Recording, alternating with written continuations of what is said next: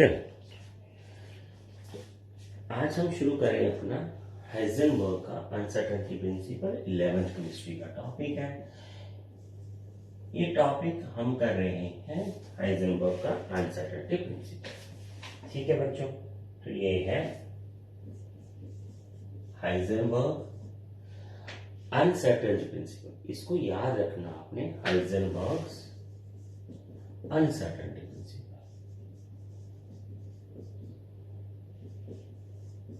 ये है टॉपिक का नाम। अब देखिए, ये आया था 1927 में।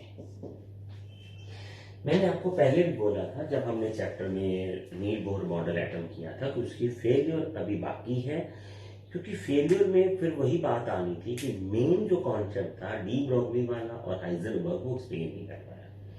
अब बहुत कुछ और भी था, मैं अभी छोटा छोटा साथ साथ बताता जाऊंगा, टॉपिक भी करते जाएंगे। तो हाइजेनबर्ग अनसर्टेनिटी प्रिंसिपल क्या था? ये आप मान लीजिए कि लिमिटेशन ऑफ नेचर भी बोल सकते हैं हम। पहले तो मैं ये आपसे छोटी सी बात करता हूं, ये बाद में करेंगे। हम किसी चीज को कैसे देखते हैं,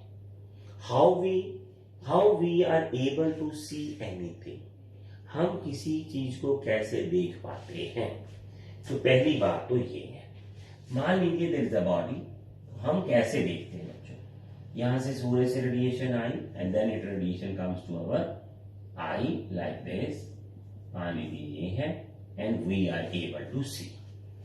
तो इसका मतलब ये है कि ये रेडिएशन आएगी, टकरा के वापिस आएगी, तब हम उसे देख पाएंगे। ये ही प्रोसीजर है। चलिए, रडार कैसे काम करती है हमारी? ठीक है, तो रडार भी ऐसे ही है। यहां से ये मान लीजिए एरोप्लेन है अपना, ठीक है, ऐसे है एक एरोप्लेन, ये है। तो यहां से जाती है एक रेडिएशन, टकरा के वापस आती है, वही एनालिसिस। तो हमें एरोप्लेन की पोजीशन, वेलोसिटीज, उसकी जो है कर सकते हैं। अब यही तरीका है। तो हाइजेनबर्ग का क्वेश्चन माइंड में था, ये क्वेश्चन था उसके दिमाग में कि नील बोहर या रदरफोर्ड, वैसे तो उसने नील बोहर को ज्यादा ही बोला था ये, कि आपने बोला है कि electrons are moving in a fix path, तो इलेक्ट्रॉन को देखेंगे कैसे हम फिर घूमता हुआ? हमें कैसे पता चला कि उसका पाथ फिक्स है और वो सर्कुलर ऑर्बिट्स में घूम रहा है? कैसे देखेंगे हम इलेक्ट्रॉन को? तो बोलता है कि अगर यही प्रोसीजर है हमारे किसी भी चीज को देखने का या विजुअलाइजेशन करने का, तो मान लीजिए कहते हैं इलेक्ट्रॉन यहां घूम रहा है और आप इलेक्ट्रॉन को देखना चाहते हो, तो यहां से आप रेडिएशन में मानोगे। अब इलेक्ट्रॉन तो दुनिया का सबसे छोटा एलिमेंट है, जो भी रेडिएशन होगी, एनर्जी पार्टिकल्स होगा, उसका मास थोड़ा बहुत तो ज्यादा ही होगा या कंपेरेबल होगा इलेक्ट्रॉन के। तो क्या आपको ऐसे नहीं लगता ये रेडिएशन तो एरोप्लेन को पुश नहीं कर सकी, ये वाली रेडिएशन इस बॉडी को नहीं कर सकी, पर ये रेडिएशन की ताकत है कि इलेक्ट्रॉन को उसके पाथ से डिस्टर्ब कर दे।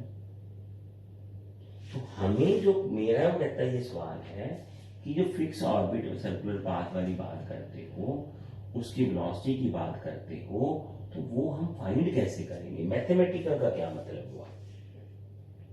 ठीक है ना, जो आपने मैथमेटिकल दे दिया वो सही है गलत है, वो तो कुछ कैलकुलेशंस के हिसाब से है। एक तो उसके दिमाग में ये क्वेश्चन था। अब ये क्वेश्चन आया कैसे, मैं वो भी बताता हूँ आपको, ये सारा बना कैसे। देखिए, नील बोर का आया था 1913 में, ये बात आई है 1927, 14 साल है बीच में, बहुत कुछ हो रहा था। अब स्पेक्ट्रोस्कोप भी एडवांस हो गया। अब जो रेडिएशंस वो पहले ढूंढ रहा था, लाइमन बामर सीरीज का बता रहा था, अब उसके हर रेडिएशन के साथ कुछ फाइन लाइंस आनी शुरू होगी। ये जो रेडिएशन हमें एक लग रही थी, वो एक से कुछ रेडिएशन ज्यादा है। जैसे हम बोल रहे थे कि वहां 581 वाली रेडिएशन है, नैनोमीटर वाली, तो उसके साथ भी थोड़ी सी ज्यादा वाली भी रेडिएशन है। हमें वो रेडिएशन पहले पता ही नहीं चल रही थी। अब उसने ये बोला था कि ये लीजिए सर, यहां से गिरा तो एक रेडिएशन आ गई। अब तीसरे से ये मान लीजिए दूसरा है, ये तीसरा, ये दूसरा, तीसरे से दूसरे पे आते तो रेडिएशन तो एक आनी चाहिए थी, पर उसी वैल्यू के साथ कुछ और रेडिएशन भी थी, एक फाइन लाइंस जिसे बोलते हैं। लाइंस, फाइन लाइंस मतलब लिटिल ज्यादा नंबर ऑफ रेडिएशन, जो एक ना होके 2 या 3 भी आ गई थी। तो पहले क्यों नहीं पता लग रहा था? पहले स्पेक्ट्रोस्कोप इतना एडवांस नहीं था कि वो 2 रेडिएशन का डिफरेंस दिखा सकता हमें। तो इसका मतलब 3 से 2 आने पे, एक से 1 आने पे तो ये सही नहीं है। इसका मतलब था कुछ, तो उसका मतलब तो निकालेंगे हम लिमिटेशन में, ये नहीं है। तो वो कहता है कि जो सर्कुलर ऑर्बिट की जो आपने डेफिनेशन दी है, fix path in circular orbit moving like earth and sun system जो सोलर है, वो इलेक्ट्रॉन्स में मेरे को तो नहीं कहता लगता सेट बैठता। क्यों नहीं सेट बैठ रहा? कहता भी हमारे पास तरीका ही नहीं है उनको पता करने का। अगर हम रेडिएशन मारेंगे तो इलेक्ट्रॉन को हम यहाँ से रिफ्लेक्शन आएगी, तो उसमें 2 चीजें आएंगी। थोड़ा सा इलेक्ट्रॉन अंदर की तरफ डिस्प्लेस हो जाएगा, क्योंकि रेडिएशन थोड़ी सी तो हैवी होगी ना इलेक्ट्रॉन से, तो वो इसको कुलियम के साथ घूमते हुए थोड़ा आगे ले जाएगी। अगर यहाँ टकराई, यहाँ होता मान लो इलेक्ट्रॉन यहाँ है और आपने रेडिएशन टकराई यहाँ और ये वापिस आनी, तो ये इसको ये आगे पुश करेगा, तो इसकी वेलोसिटी में बदलाव आएगा। वो बोलता था हाइजेनबर्ग अनसर्टन है। अनसर्टन मतलब we can not find the position and speed of electron in an atom exactly. हमें कभी पता ही नहीं चल सकता कि उसकी स्पीड क्या है और उसकी पोजीशन क्या है। जो सर्कुलर ऑर्बिट की बात बोहर कर रहा है फिक्स पाथ वाली, वो प्रैक्टिकली पॉसिबल नहीं है। वो तो सिर्फ उसने ऐसे बोल दिया, ये लिमिटेशन ऑफ नेचर है, हम उसे नहीं कभी देख पाएंगे। अब उसने बोल दिया है तो इसका मतलब ये नहीं है कि वही हो गया सर्कुलर ऑर्बिट, हम इसको कभी एक्सपेरिमेंटली ढूंढ नहीं पाएंगे। साथ ही में उसने एग्जांपल दी इसकी, स्पेक्ट्रोस्कोप में फिर फाइन लाइंस क्यों आ रही है अगर ये पाथ फिक्स यहां से यहां ही है?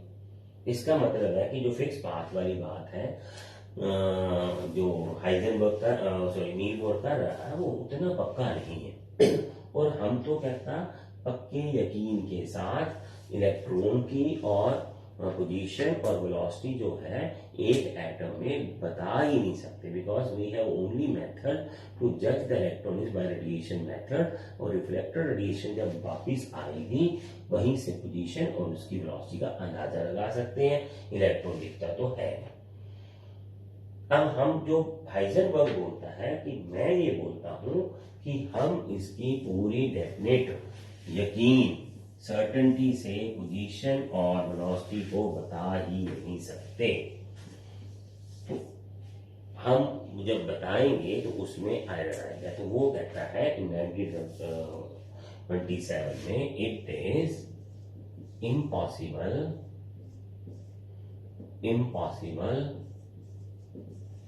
to find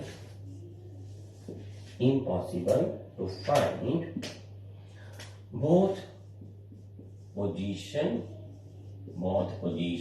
and velocity in of an electron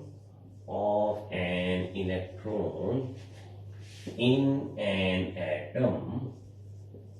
ठीक है, हम कभी impossible to measure both position and velocity of an electron simultaneously। ठीक है, ये ध्यान रखना। साइमल्टेनियसली मतलब दोनों को इकट्ठा साइमल्टेनियसली, ठीक है, साइमल्टेनियसली विद, ये ध्यान रखना हम उनको with absolute accuracy,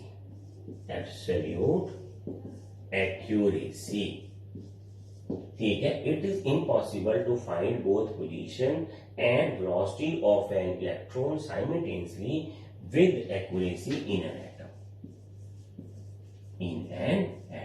साइमल्टेनियसली मतलब इकट्ठा, या तो वेलोसिटी में एरर आएगा या आपके पोजीशन में एरर आएगा। विद एब्सोल्यूट एक्यूरेसी मतलब बिल्कुल दोनों को इकट्ठा कभी एक्यूरेटली हम मेजर कर ही नहीं सकते। There will be error. ठीक है, अब ये ध्यान देखना है, मतलब समझने लगा, it is impossible to find both position and velocity of an electron simultaneously with absolute accuracy in an atom. हम बिल्कुल एग्जैक्ट एक्यूरेसी से दोनों को एटम में इकट्ठा मेजर नहीं कर सकते। आप अगर पोजीशन को एक्यूरेटली मेजर करना चाहेंगे then you will not find the velocity accurately. अगर आप वेलोसिटी का ध्यान रखेंगे कि वो अच्छे से मिल जाए तो पोजीशन में गड़बड़ आएगी आपकी। तो इस वजह से हम इनको एक्यूरेटली मान नहीं सकते and there will be error in finding the position. There will be error in finding position and velocity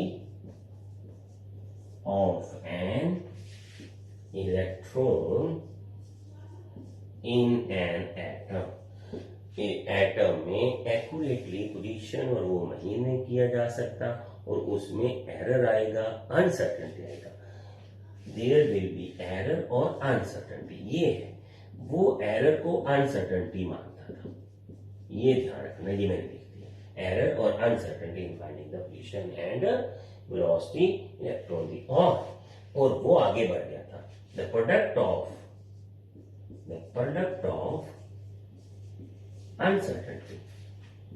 uncertainty in position and velocity is always equal to or greater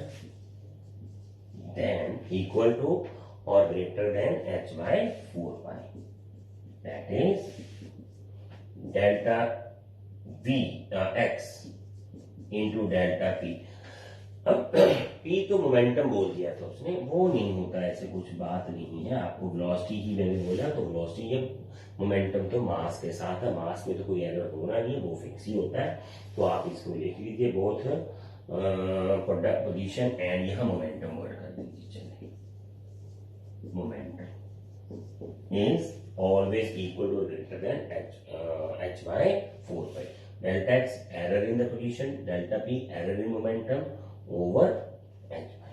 तो ये क्या आएगा, delta x into m, delta m v greater than h by 4 pi। तो ये अपने पास एक answer आ जाएगा, uncertainty इन position. आपको पोजीशन का एरर और उसका एरर का प्रोडक्ट हमेशा आएगा। अब यहां से बात क्या आगे बच्चों, तो उसने पहला जोड़ जो कहा, ये कहा कि you are speaking the fixed orbit path is wrong. You have to tell कि हम पोजीशन उसके इलेक्ट्रॉन की अराउंड द न्यूक्लियस किसी स्पेस पे होने की पॉसिबिलिटी बता सकते हैं कि यहां इलेक्ट्रॉन हो सकता है, और कुछ नहीं बता सकते। ध्यान से देखना जो मैं बात बोल रहा हूं, हाइजेनबर्ग दुनिया का पहला साइंटिस्ट था जो ये बोलना चाहता था कि we can only speak about the probability of finding the electron around an nucleus, कि हम किसी जगह पे इलेक्ट्रॉन के होने की जो पॉसिबिलिटी है उसके बारे में बात कर सकते हैं। एग्जैक्ट पोजीशन नहीं बता सकते, हम ये बता सकते हैं कि यहां इलेक्ट्रॉन हो सकता है भाई घूमता हुआ, ये बात हो सकती है। पर अगर आप बोल लो कि पूरा वो ऑर्बिट सर्कुलर, नहीं, क्योंकि उसकी पोजीशन में एरर आता है। या तो वो ऐसे बोलेगा, मैं आपको इसको तो कर देता हूँ, ये तो आपने पकड़ लिया अभी बात को, ठीक है। तो हाइजेनबर्ग ने बोला कि वो इतनी माइक्रोस्कोपिक चीज है, आप उसके बारे में एग्जैक्ट वाली बातें कैसे कर सकते हो। आप कर सकते हो तो मेरे को बताओ, आप कैसे फाइंड करोगे। अगर आप फाइंड नहीं कर सकते तो क्या बनेगा। तो ये आ गया अपने पास, ये कहता है ये कैसे ड्राइव कर दोगे आप, ये नहीं कर सकते आप। अभी वो इलेक्ट्रॉन हो सकता है आपने सर्किल मार डाला तो हो सकता है वो यहां भी घूम रहा हो, या ऐसे। वो कहता है कि आपको ये है पहला, फिर आपको पूरा शेड करना पड़ेगा। इलेक्ट्रॉन यहां से लेके यहां तक कहीं भी हो सकता है, क्या पता कहां घूम रहा, हम कहां से ढूंढ के बता देंगे उनको, बता तो सकते नहीं, हम तो सिर्फ पॉसिबिलिटी बता सकते हैं प्रैक्टिकली। आप जो बोले वो मैथमेटिकल कैलकुलेशन, वो तो गलत होनी शुरू होगी, फाइनल लाइन आ चुकी है। आप बोल रहे थे एक ऑर्बिट से दूसरे ऑर्बिट में जंप करेगा तो एक रेडिएशन छोड़ेगा, तो ज्यादा रेडिएशन छोड़ रहा है, उसका एडवांस स्पेक्ट्रोमीटर ने साबित कर दिया। इसका मतलब सर्कुलर ऑर्बिट वाला जो कॉन्सेप्ट है वो गलत है, फिक्स पाथ वाला वो कॉन्सेप्ट गलत है।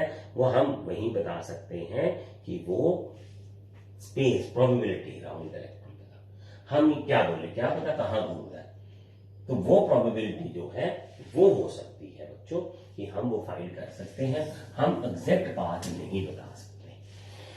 तो ये है हाइजेनबर्ग का अनसर्टेनिटी प्रिंसिपल। पर हाइजेनबर्ग का अनसर्टेनिटी प्रिंसिपल जो है वो बेसिकली जो लगता है वो सिर्फ माइक्रोस्कोपी के लिए, और वो कहना भी यही चाहता था, कहता मैं मैक्रो में तो बोल ही रहा हूँ आपको, ये बोर्ड देख रहा रेडिएशन वाला देख रहा हूँ, बोर्ड का मास इतना हैवी, रेडिएशन कहां से इसको घुमा देगी, ठीक है ना। तो Heisenberg uncertainty principle is not suited in the daily life, वहां नहीं लगता है ये ध्यान रखना आपने, ठीक है। चलिए फिर एक दो न्यूमेरिकल्स कर लेते हैं, कॉन्सेप्ट को अच्छे से समझ चुके हैं हम। तो ये आ गया पहला न्यूमेरिकल इसका, ये microscope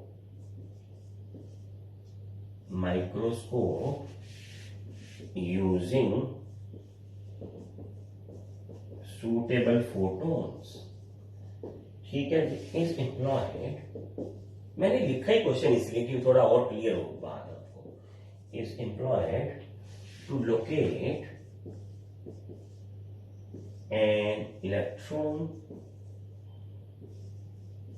in an atom within a distance of 0.1 angstrom. 0.1 angstrom. What is the accuracy, uncertainty involved in measurement of its velocity? So what is uncertainty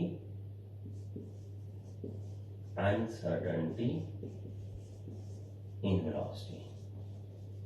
ठीक है सर, चलें तो ये कर लेते हैं हम, delta v into m into delta x greater than equal to h by pi, delta v h by 4 pi m into delta x. तो ये है सर, ठीक है, ये करना आपको पता चल गया। यहां मैं अभी करवा रहा हूं, उसको क्वेश्चन को नहीं लिख रहा हूं मैं आपको कुछ बताना चाहता हूं, बस एक सेकंड और वेट कर लीजिए आप। 3.14, मैं जैसे एक वर्ड लिखूंगा then I will start explaining you the thing sir. तो ये आ गया 0.1 इंटू 10⁻⁻⁻10। अब सर देखिए, विद इन द डिस्टेंस हो ये एरर होता है sir, accuracy up to this, ये भी बात एरर वाली कि हम 0.1 एंगस्ट्रॉम के एरर के बीच में ढूंढना चाहते हैं। हम ये चाहते हैं कि जो हमने सिस्टम बनाया है कि उसकी पोजीशन में जो एरर है वो 0.1 एंगस्ट्रॉम का आ सकता है, हम ऐसी एक्यूरेसी ढूंढ रहे हैं, इतना एरर तो हम चला देंगे। अब अगर हम उतना एरर चलाएंगे तो उसकी वेलोसिटी में एरर कितना आएगा ये हमें बताना था। हमने इक्वल साइन दे दिया, तो वेलोसिटी में सर एरर आता है ये वाला 0.57 10⁻⁷ मीटर पर सेकंड, ये वाला, ठीक है। तो वेलोसिटी का जो इलेक्ट्रॉन का एरर होगा वो इतने आएगा।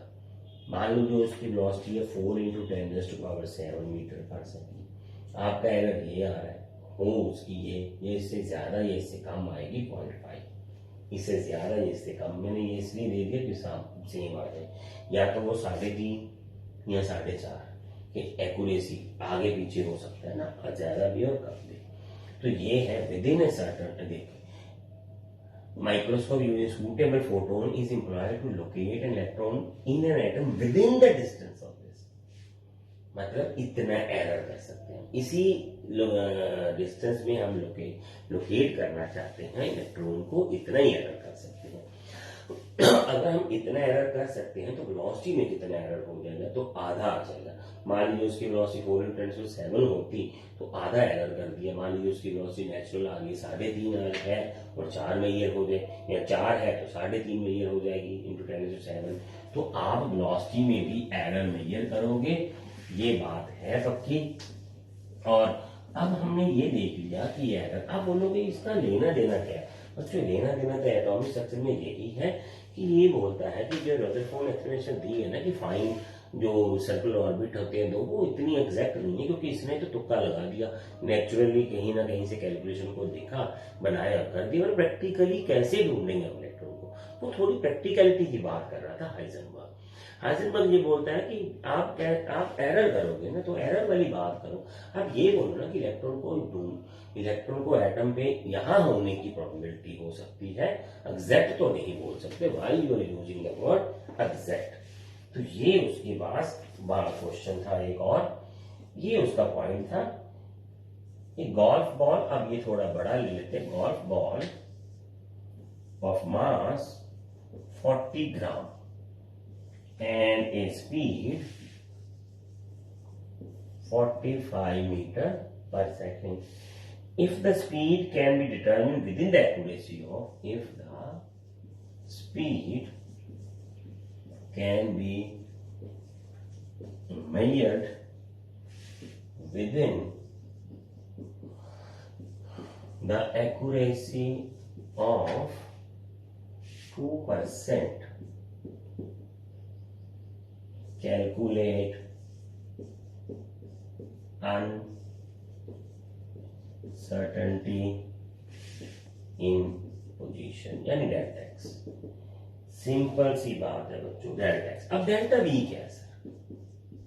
डेल्टा एक्यूरेसी है इतना, तो एरर कितना कर सकते हैं? अब 100 में हम दो का एरर कर सकते हैं, और इतने में कितने का एरर करेंगे? इतना।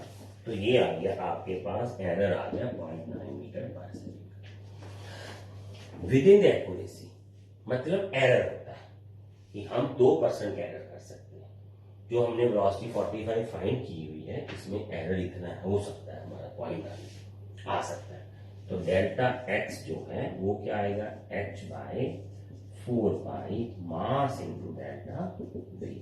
h/4 इंटू 3.14 40 ग्राम है बच्चों के, किलोग्राम में लेंगे तो ये 0.9 मिलेंगे, और ये लेंगे 6.26 10⁻34, और सीधा आंसर लगा देंगे एरर का 1.46 -33 मीटर। एरर तो आएगा बच्चों। मान लीजिए आपने गोल्फ की बॉल में 2% एरर किया वेलोसिटी में, तो पोजीशन का इतना एरर आएगा आपके पास, ये बहुत कम है। तो इसलिए हम मैक्रोस्कोपिक गोल्फ जैसी बॉल पे अनसर्टेनिटी प्रिंसिपल का फेल्योर ही पाएंगे। समझ लगी बात आपको? तो ये था हमारा अनसर्टेनिटी प्रिंसिपल। पर मैं यहां से, अब इसके बाद हम बोहर की, जो इसके नेक्स्ट लेक्चर आएगा, बोहर के लिमिटेशंस के बारे में डिटेल में बात करेंगे। अब हमें, क्योंकि बोहर से ये इसके कुछ आंसर्स पूछे गए थे, तो ऐसा नहीं कि आपने मॉडल एटम दे दिया और कुछ उसके बाद डी ब्रॉगली कॉन्सेप्ट, और वो अब डी ब्रॉगली तो इलेक्ट्रॉन को वे मार रहा है और वो मार रहा था पार्टिकल, वो रिवॉल्व कर रहा है सीधा। अब ये बोलता कि ऑर्बिट होता ही नहीं है वहां, कोई ऐसा हो ही नहीं सकता, कैसे बोल दिया बोहर ने, इट्स नॉट पॉसिबल देयर, तो वो फाइंड भी नहीं कर सकते। तो इन सब का आंसर अब बोहर से मांगा जाएगा, क्योंकि मॉडल एटम देने के बाद बहुत सी बातें की उन्होंने। एक तो स्पेक्ट्रोस्कोप एडवांस हो गया, तो लाइंस वो ज्यादा देगी, जितनी थी उससे ज्यादा। अब जितनी तब थी, मैंने बोला था, उसने उतनी एक्सप्लेन कर दी। अब और आ गई, और कहां से एक्सप्लेन कर, क्योंकि उसी लाइन को देख के तो उसने मॉडल एटम बना दिया था। फिर बाद में इलेक्ट्रोमैग्नेटिक फील्ड लगा के उसका भी कुछ आया, वो नहीं बता पा रहा था। अब ये वाला पॉइंट आ गया, डी ब्रॉगली का पॉइंट आ गया। ये सारा मिलके नेक्स्ट लेक्चर में बोहर से क्वेश्चंस करेंगे, ठीक है ना? तो बोहर देखते हैं इसका जवाब दे पाता है या नहीं दे पाता, फेल्यूर कितनी मानी जाएगी, या इसके बाद कुछ नया आ जाएगा, ठीक है? तो उसके लिए आपको नेक्स्ट लेक्चर देखना पड़ेगा। नेक्स्ट लेक्चर में इसको हम करेंगे आगे चलते हैं, ठीक है जी? ओके।